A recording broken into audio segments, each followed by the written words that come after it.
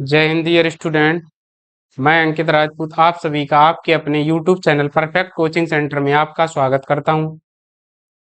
जैसा कि आप लोग जानते होंगे कि पिछली दो क्लासों में जिसमें हम कुमार मित्तल की किताब से कूलाम का नियम और वैद्युत क्षेत्र चैप्टर की थ्योरी पढ़ रहे हैं। पिछली दो क्लासों में हम वैद्युत द्विध्रुव के कारण किसी बिंदु पर वैद्युत क्षेत्र की तीव्रता अक्षीय स्थिति तक का कवर कर चुके हैं। आज की क्लास में हम उससे आगे का कवर करेंगे और देखेंगे आज की क्लास में कि जो जो आर्टिकल्स हमारे रह गए हैं उन्हें करने की कोशिश करेंगे। उम्मीद है आप लोगों को समझ में आ रहा होगा और आप लोग बहुत ही बढ़िया से पढ़ रहे होंगे।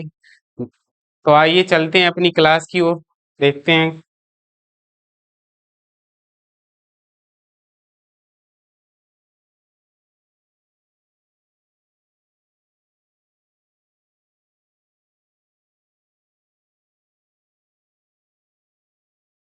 तो आज की क्लास में हम यहाँ से शुरू करेंगे निरक्षीय स्थिति से।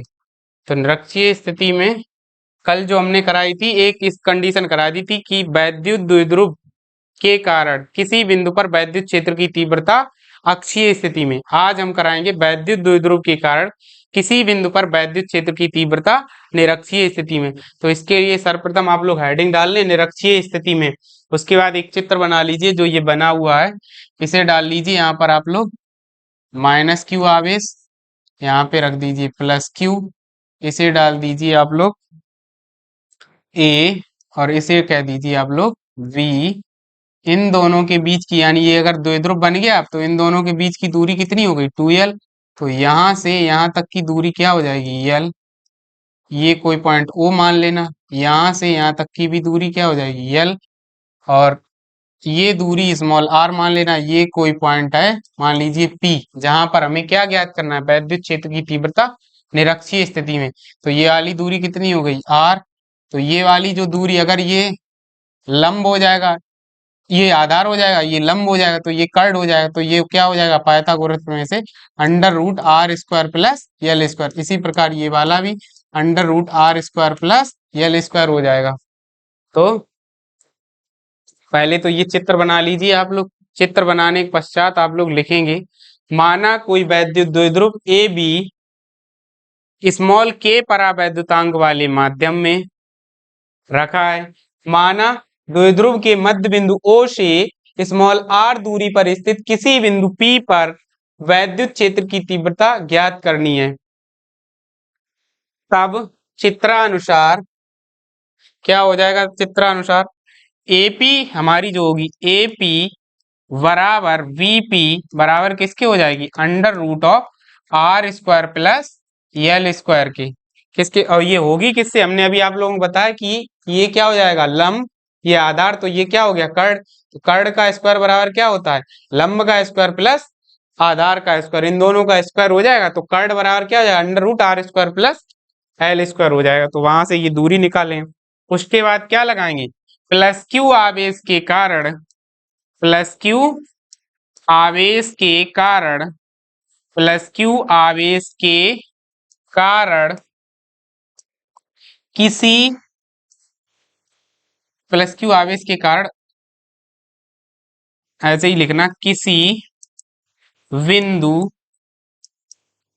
कैपिटल P पर वैद्युत क्षेत्र की तीव्रता, किसी बिंदु कैपिटल P पर वैद्युत क्षेत्र की तीव्रता।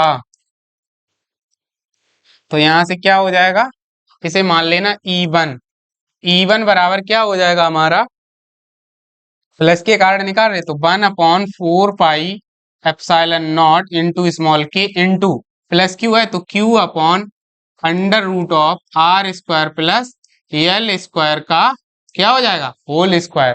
प्लस के कारण कितनी आ जाएगी 1/4 पाई एप्सिलॉन नॉट के into Q upon under root of are square plus L square का होल स्क्वायर हो जाएगा। इसी प्रकार अब यहां से जो इसकी दिशा हो जाएगी, दिशा किस साइड होगी, देखो प्लस के कारण दूर की ओर होगी, तो ए से पी की ओर। यहाँ दिशा क्या लिख लेंगे ए से पी की ओर, लिख लेना आप लोग ए से पी की ओर, ब्रैकेट में दिशा क्या हो जाएगी ए से पी की ओर। इसी प्रकार क्या लिखेंगे यहाँ पर, इसी प्रकार क्या कॉमा माइनस क्यू आवेश के कारण, माइनस क्यू आवेश के कारण किसी बिंदु P पर, किसी बिंदु कैपिटल P पर वैद्युत क्षेत्र की तीव्रता, वैद्युत क्षेत्र की तीव्रता, तो क्या हो जाएगा यहां से E2 बराबर 1/4 pi epsilon not into small के इंटू क्यू अपॉन, अब माइनस का है तो Q upon under root of are square plus L square का होल स्क्वायर हो जाएगा। और इसके कारण दिशा माइनस के कारण क्या होगी की ओर, तो P से V की ओर दिशा क्या हो जाएगी P से V की ओर, दिशा किधर हो जाएगी P से B की ओर।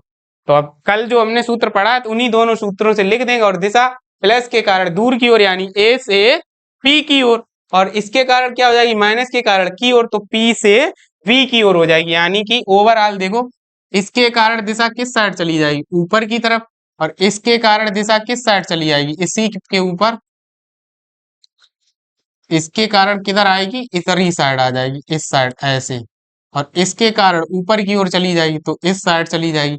और ये वाली जो अब इन दोनों के कारण ये दोनों वेक्टर राशियां हैं, तो ओवरऑल जो परिणामी ई होगा वो कहीं इस साइड होगा जाके, क्योंकि E2 इस साइड हो जाएगा आके, और E1 क्या हो जाएगा इस साइड होगा जाके। तो इन दोनों के बीच का मान अगर ये दोनों दूरियां बराबर है तो ये अगर थीटा होगा तो ये भी क्या हो जाएगा थीटा हो जाएगा। तो अब ये दोनों अगर थीटा थीटा है तो बहिष कोण बनेगा जाके ये वाला, तो ये वाला पूरा एंगल अगर देखा जाए तो यहाँ से क्या हो जाएगा 2 थीटा नहीं हो जाएगा, ये वाला पूरा एंगल क्या हो जाएगा 2 थीटा हो जाएगा कि नहीं। बस यहाँ से इन दोनों के जो परिणामी के बीच की दिशा का एंगल क्या हो जाएगा 2 थीटा हो जाएगा बस। तो अब क्या करेंगे, अतः अगली स्लाइड पे चलते हैं और आगे अगली स्लाइड पे क्या लिखेंगे, यहीं इसी पर स्लाइड एड नहीं है तो यहीं देख लेंगे। अतः बिंदु P पर परिणामी वैद्युत क्षेत्र की तीव्रता, अतः बिंदु P पर परिणामी वैद्युत क्षेत्र की तीव्रता E बराबर क्या हो जाएगा E1 प्लस E2 हो जाएगा, वेक्टर E बराबर vector E1 plus vector E2। परिणामी वैद्युत क्षेत्र की तीव्रता क्या होगी दोनों तीव्रताओं के अलग अलग सदिश योगफल के बराबर होगी जाके। तो यहाँ से वेक्टर E बराबर क्या हो जाएगा vector E1 plus vector E2।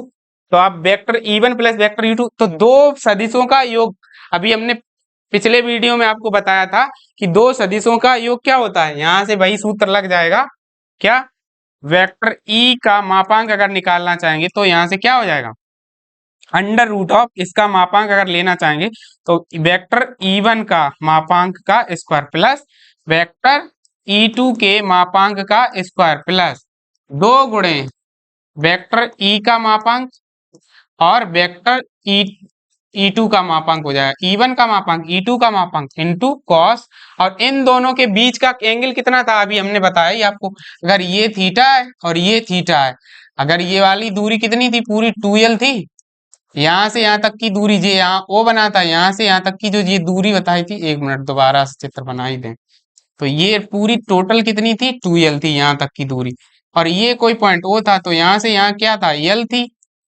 और यहाँ से यहाँ भी क्या थी l थी दूरी, और तो ये वाली क्या थी under root R square plus L square, और ऐसे ये क्या थी under root R square plus L square थी।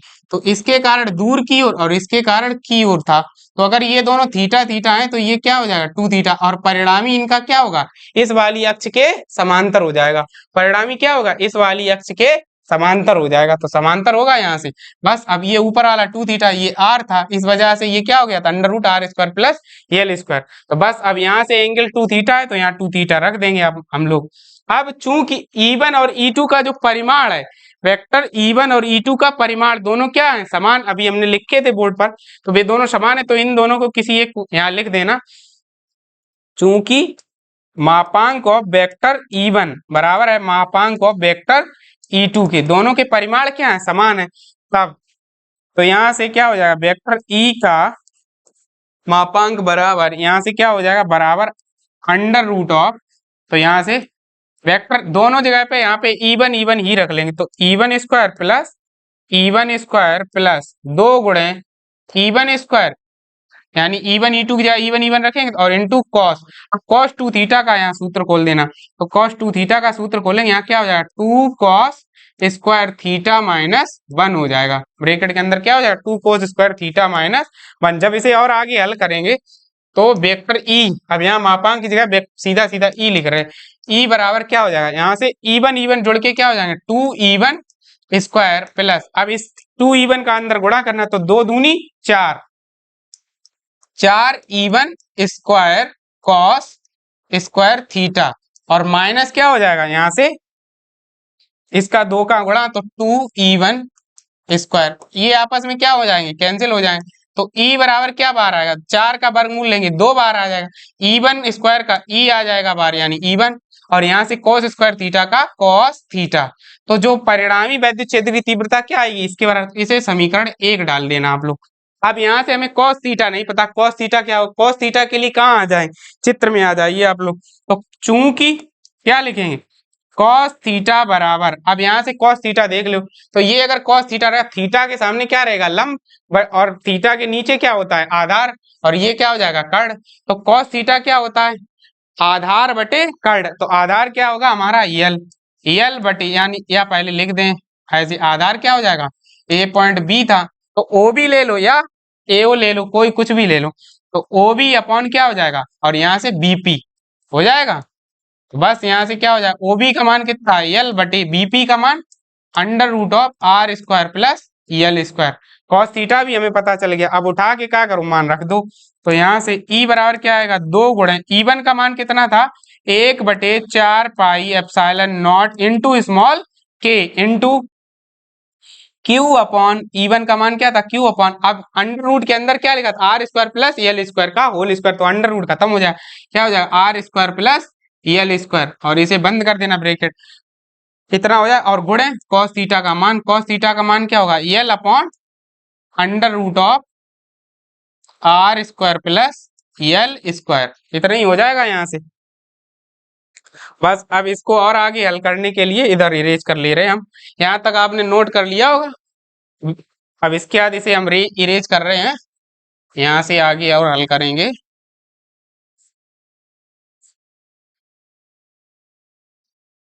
जब हम इसे और आगे हल करेंगे तो ई बराबर हमारा क्या आ जाएगा 1/4 पाई एप्सिलॉन नॉट स्मॉल के इंटू 2 का अंदर गुणा कर दिया तो Q इंटू 2L, ये वाला L क्या करेंगे साथ, ये 2 इसके गुणा में कर देंगे बटे, नीचे क्या हो जाएगा अब आर स्क्वायर प्लस यल स्क्वायर की एक घात ये रही और आधी ये, तो घाते 3/2 हो जाएंगे, तो आर स्क्वायर प्लस यल स्क्वायर की घात 3/2 हो जाएगा, यहाँ से हो जाएगी 3/2 घातें।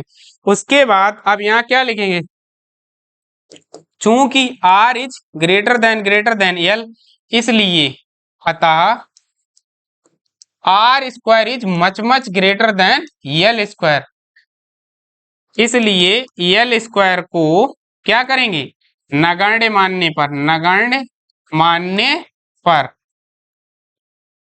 तो बस इसको छोड़ देंगे, तो यहाँ से E बराबर क्या आएगा 1/4 पाई एप्सिलॉन नॉट के इंटू Q इंटू 2L को क्या लिख देंगे P स्मॉल p बताया Q इंटू 2L वैद्युत द्विध्रुव का आघूर्ण, क्या बताया वैद्युत द्विध्रुव आघूर्ण की परिभाषा, वैद्युत द्विध्रुव एक ऐसा निकाय होता है जिसमें दो बराबर परंतु विपरीत प्रकार के आवेश परस्पर अल्प दूरी पर रखे होते हैं। अब उन दोनों आवेशों में से कोई एक आवेश तथा उनके मध्य की दूरी के गुणनफल को क्या कहते हैं वैद्युत द्विध्रुव का आघूर्ण, तो Q इंटू 2L क्या हो जाएगा P, इसकी जगह पे तो P रख दिया बटे नीचे यहाँ L स्क्वायर को क्या करेंगे नगण्य मान लिया, तो आर स्क्वायर की घात 3/2, तो 2 से ये 2 कैंसिल हो जाएंगे, तो यहाँ से जब हम इसे और हल करेंगे तो E बराबर जो आएगा 1/4 पाई एप्सिलॉन नॉट स्मॉल के इंटू P अपॉन क्या आ जाएगा R क्यूब, कितना आ जाएगा P अपॉन R क्यूब, हल करने पर हमारा कितना प्राप्त होगा E बराबर 1/4 पाई एप्सिलॉन नॉट के into P upon R cube और न्यूटन प्रति कूलम। जब हमारा वैद्युत द्विध्रुव कहाँ रखा होगा, स्मॉल के परावैद्युतांक वाले माध्यम में, तो निरक्षीय स्थिति में वैद्युत क्षेत्र की तीव्रता हल करने पर कितनी आएगी, 1/4 पाई एप्सिलॉन नॉट के into P upon R Q newton प्रति कूलाम। और यहाँ पर मेंशन और कर लेना, चूंकि P बराबर क्या होगा, Q इंटू 2L, ये लिख लेना वैद्युत द्विध्रुव का आघूर्ण। उम्मीद है आपको ये यहां तक समझ में आया होगा। अब क्या लिख देंगे, वायु या निर्वात के लिए, तो यहां से क्या हो जाएगा, वायु या निर्वात के लिए, वायु या निर्वात के लिए क्या हो जाएगा, वायु या निर्वात के लिए स्मॉल के इक्वल टू क्या होता है 1, तो E बराबर क्या हो जाएगा 1/4 pi epsilon not into Q upon वो यहां से हो जाएगा P अपॉन आर क्यूब, और क्या होगा न्यूटन प्रति, अबे यार, E बराबर 1/4 pi epsilon not into P upon R cube और न्यूटन प्रति कूलाम। तो वायु या निर्वात के लिए निरक्षीय स्थिति में किसी वैद्युत द्विध्रुव के कारण किसी बिंदु P पर वैद्युत क्षेत्र की तीव्रता कितनी निकल आएगी, 1/4 pi epsilon not P upon R cube. और अक्षीय स्थिति में कल कितनी निकलवाई थी हमने, तो अक्षीय स्थिति वाली भी आप लोग याद रखना, अक्षीय स्थिति में, अक्षीय स्थिति में कितनी आई थी, E बराबर 1/4 pi epsilon not into 2P/r cube, यानी कि अक्षीय स्थिति में जो वैद्युत क्षेत्र की तीव्रता होती है उसकी क्या होती आधी, और इसकी दिशा किधर होगी, द्विध्रुव की अक्ष के समांतर। देखो क्योंकि इसके कारण देखो इस साइड था और इसके कारण इस साइड था, तो दोनों के कारण ओवरऑल दिशा किस साइड होगी, इस साइड। तो यहाँ माइनस क्यू रखा था और यहाँ पे प्लस क्यू रखा था, तो द्विध्रुव की अक्ष के समांतर प्लस आवेश से माइनस आवेश की ओर, तो यहाँ क्या हो जाएगा प्लस से माइनस की ओर, दिशा किस साइड हो जाएगी, प्लस से माइनस की ओर। हाँ बस यहाँ पे क्या लिख लेना, द्विध्रुव की अक्ष के समांतर धन आवेश से ऋण आवेश की ओर, धन आवेश से ऋण आवेश की ओर, ऋण आवेश की ओर।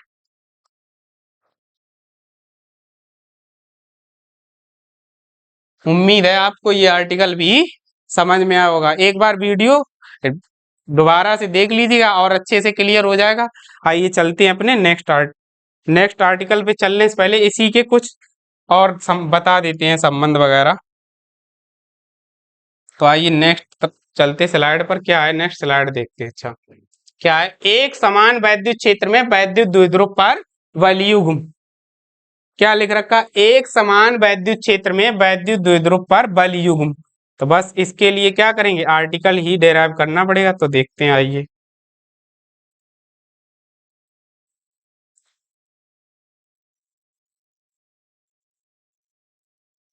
क्या होगा देखो, मान लेते एक समान वैद्युत क्षेत्र, यानी कि ये रही वैद्युत क्षेत्र रेखाएं, कैसी हैं, परस्पर समांतर तथा समान प्रकार की, एक ही दिशा में होनी चाहिए।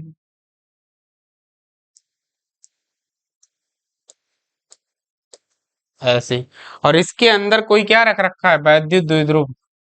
तो मान लीजिए ये कोई वैद्युत द्विध्रुव हमने इसके अंदर रखा है, ये यहाँ से कितना अंश बना रहा है, थीटा अंश का कोण बना रहा है इसके साथ।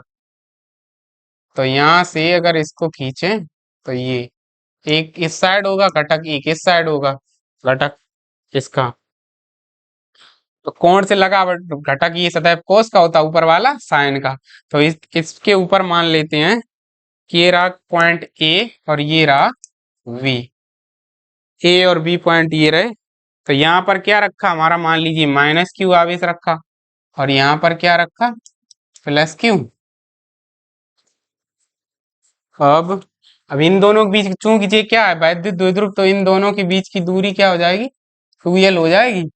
हाँ 2l दूरी हो जाएगी। बस चित्र बना लीजिए आप लोग, ये इसके कारण ये वैद्युत क्षेत्र है वेक्टर ई बराबर, बना लीजिए चित्र आप लोग एक बार, हम हट जाते साइड में।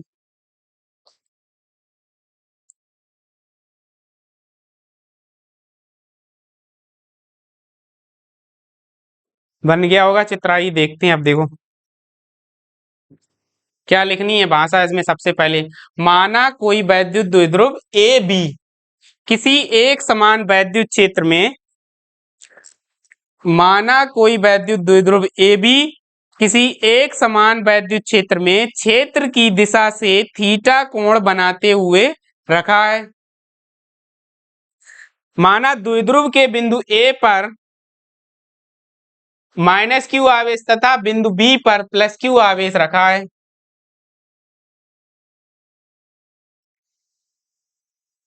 वैद्युत क्षेत्र ई के कारण प्लस क्यू आवेश पर लगने वाला वैद्युत बल, अब देखो प्लस क्यू आवेश पर किधर को बल लगेगा, वैद्युत वैद्युत क्षेत्र ई के कारण प्लस क्यू आवेश पर लगने वाला वैद्युत बल इस साइड, और माइनस क्यू के कारण किस साइड लगेगा, इस साइड।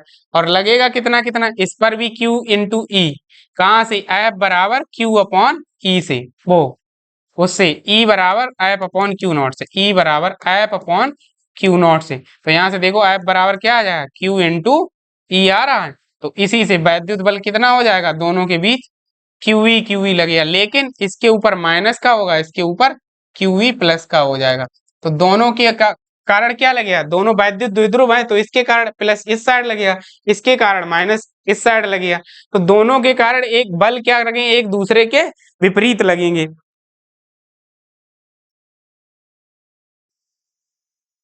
तो दोनों के कारण अच्छा, एक दूसरी बात ये, इसके कारण इस साइड लग रहा है, इसके कारण इस साइड, लेकिन ये दोनों बल होंगे कैसे, दिशा में परस्पर समांतर बल होंगे।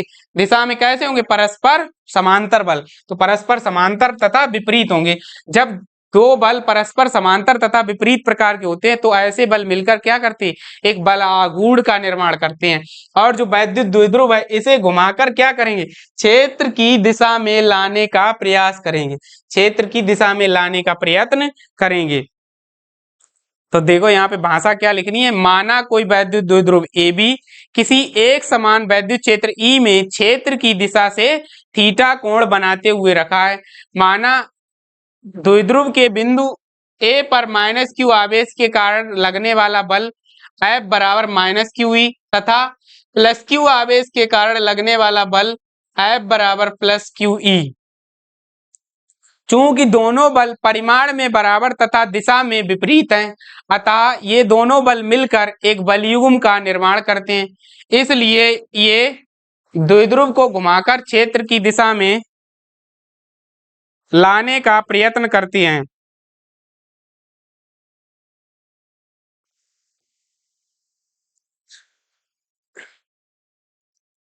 अतः दोनों बलों के बीच लगने वाला प्रत्यानयन बलयुग्म का आघूर्ण, क्या लिखेंगे आप लोग, अतः दोनों बलों के बीच लगने वाला प्रत्यानयन बलयुग्म का आघूर्ण टाव बराबर क्या हो जाएगा,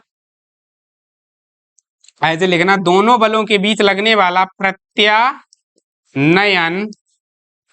बलयुग्म का आघूर्ण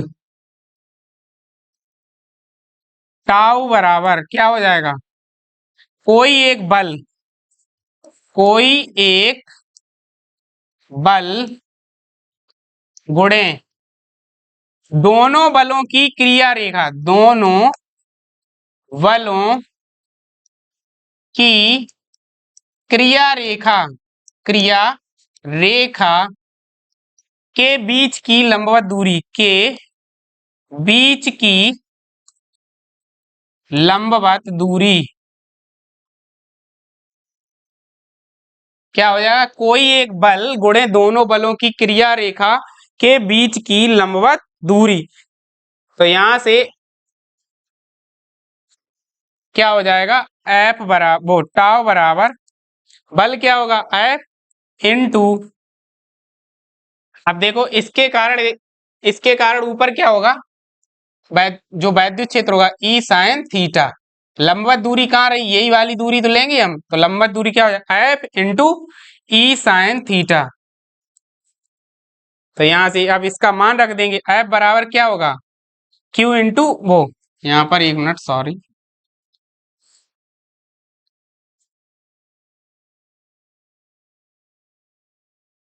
टाव बराबर, हाँ यहाँ से हो जाएगा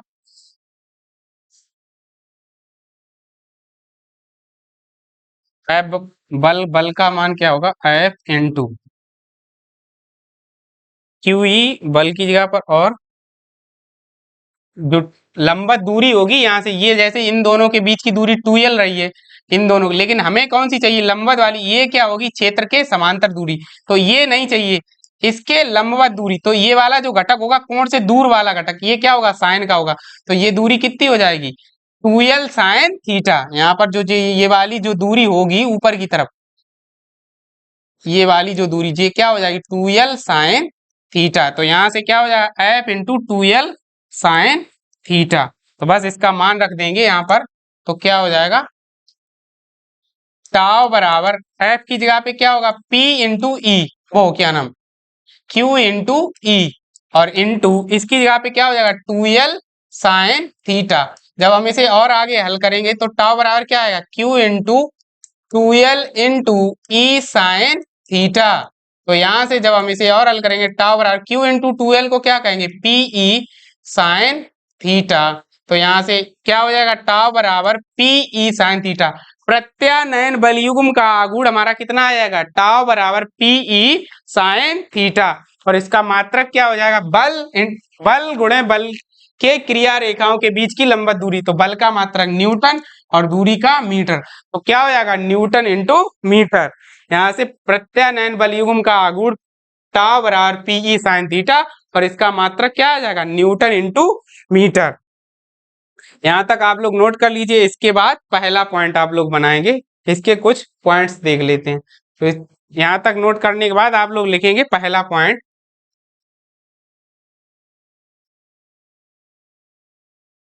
क्या हो जाएगा पहला पॉइंट, यहाँ पर आप हेडिंग डालेंगे, आप लोग एक छोटी सी हेडिंग बना लेना पॉइंट नुमा, क्या बनाएंगे यदि वैद्युत द्विध्रुव क्षेत्र के लंबवत रखा हो, यदि वैद्युत द्विध्रुव, यहाँ क्या लिखेंगे यदि वैद्युत द्विध्रुव द्विध्रुव क्षेत्र के लंबवत लंबवत रखा हो, तो लंबवत रखा हो अर्थात थीटा बराबर कितना हो जाएगा, अर्थात थीटा बराबर 90 डिग्री, तो यहाँ से थीटा कितना हो जाएगा 90 डिग्री, तो यहाँ से इस स्थिति में जब साइन जो होता वो थीटा क्या होगा 90, और साइन में 90 अंश का मान क्या होगा अधिकतम, इस स्थिति में द्विध्रुव पर जो बलागुण लगेगा वो अधिकतम बलागुण लगेगा, इस स्थिति में द्विध्रुव पर जो बलागुण कार्य करेगा वो अधिकतम कार्य करेगा, क्योंकि साइन का अधिकतम मान 1 होता है, तो यहाँ से क्या हो जाएगा टाउ मैक्सिमम बराबर पीई, क्या ऐसे पहले रख लेना एक बार, टाउ बराबर क्या हो जाएगा पीई साइन 90 अंश, तो यहाँ से साइन क्या होता है 90 मैक्सिमम, तो टाउ मैक्सिमम क्या आ जाएगा टाउ मैक्सिमम बराबर पीई के। अब यहाँ से हम P बराबर क्या हो जाएगा टाउ मैक्सिमम बटे E, तो यहाँ से यदि E बराबर 1 न्यूटन प्रति कूलम, तब अब यहाँ से क्या लिखेंगे परिभाषा लिख देंगे किसकी प्रत्यानयन बलयुग्म के आगुण की, तो पहले आप लोग इतना नोट करिए उसके बाद परिभाषा हम बोल रहे हैं।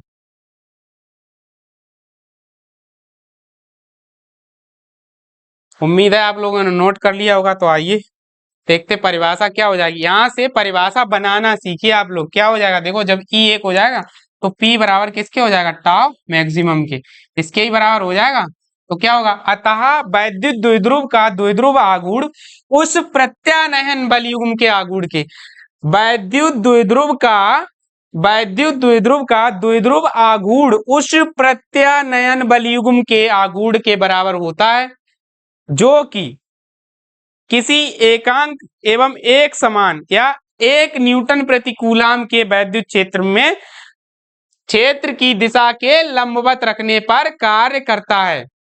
एक बार फिर से देख लीजिए, वैद्युत द्विध्रुव का द्विध्रुव आघूर्ण उस प्रत्यानयन बलयुग्म के आघूर्ण के बराबर होता है, जो कि 1 न्यूटन प्रति कूलम के वैद्युत क्षेत्र में क्षेत्र के लंबवत रखने पर कार्य करता है। उम्मीद है आपको ये परिभाषा समझ में आई होगी। वीडियो को रिपीट करके परिभाषा जरूर लिख लीजिएगा। उसके बाद अगला पॉइंट देखते हैं। अगला पॉइंट क्या होगा?